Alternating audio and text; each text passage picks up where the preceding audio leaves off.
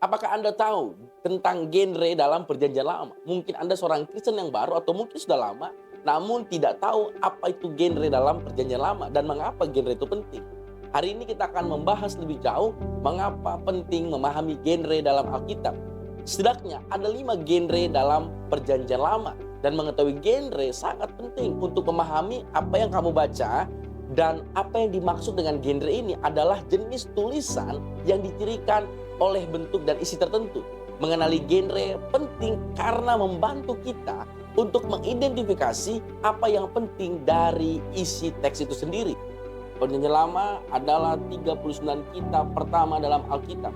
Setidaknya 25 orang berbeda menulis buku-buku ini.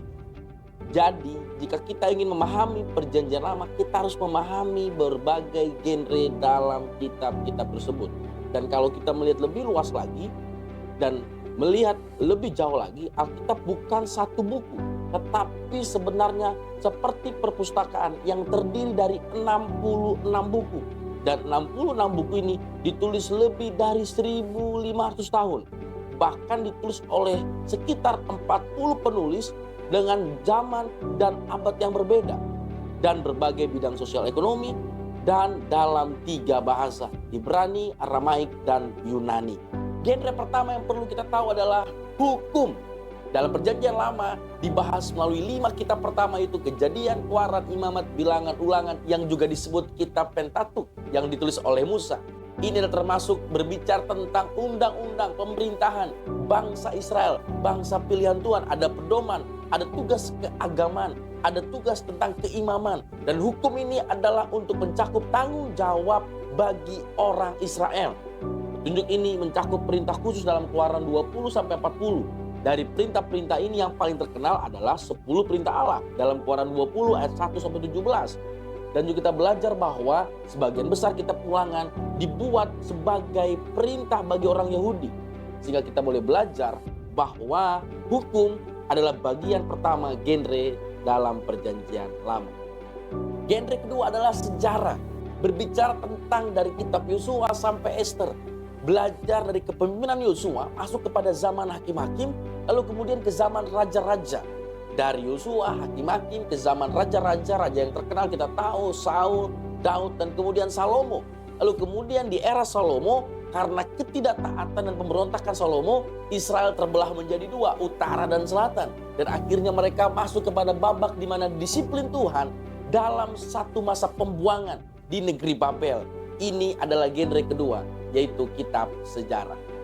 Genre ketiga adalah dalam Perjanjian Lama, yaitu puisi. Puisi bagi banyak orang adalah kehalusan dalam Alkitab. Satu karya sastra yang sangat luar biasa indah dibuat oleh Raja Daud, Musa, dan banyak penulis lainnya. Bahkan Salomo pun juga menulis melalui kitab Pengkhotbah dan juga Kidung Agung. Karya sastra puisi dipengaruhi juga oleh budaya kuno timur pada masa itu, yang sangat berbeda dengan puisi kontemporer saat ini. Ada beberapa buku puisi dalam karya sastra ini, yaitu Ayub, Mazmur, Amsal, Pengkhotbah, dan Kidung Agung. Nah, puisi ternyata juga muncul di tempat lain, di Keluaran 15, Hakim-Hakim 5, dan 1 Samuel 2. Puisi Alkitabiah disusun dalam baris-baris terukur seimbang, ada gaya yang ritmis dan penuh makna yang sangat tinggi. Penulis banyak menggunakan suasana hati atau gambar, seperti kiasan, variasi urutan kata, permainan kata, pengulangan, atau rima. Dan untuk memahami kitab sastra puisi, butuh penafsiran dengan teknik yang khusus. Genre keempat adalah kitab nabi atau juga disebut nubuatan. Kitab-kitab dari Yesaya sampai Maleakhi semuanya dianggap sebagai kitab nubuatan. Dan kitab-kitab ini sangat penting karena nubuatan ini berpusat tentang Yesus. Dan Yesuslah yang akan menggenapi seluruh rencana Allah di bumi ini. Dan jika kita jujur, beberapa nubuatan masih sulit ditafsirkan saat ini. Namun, nubuatan-nubuatan sudah banyak digenapi waktu kedatangan Tuhan Yesus yang pertama. Dan nanti pada kedatangan Tuhan Yesus yang kedua, seluruh realitas dari Nabi akan terlihat dengan sempurna.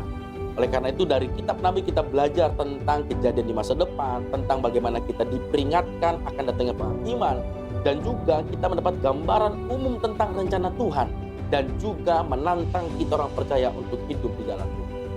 Genre selanjutnya dan terakhir adalah sastra apokaliptik. Dalam genre-genre perjanjian lama, sastra apokaliptik memiliki sifat kenabian dan agak berbeda dari sastra profetik lainnya.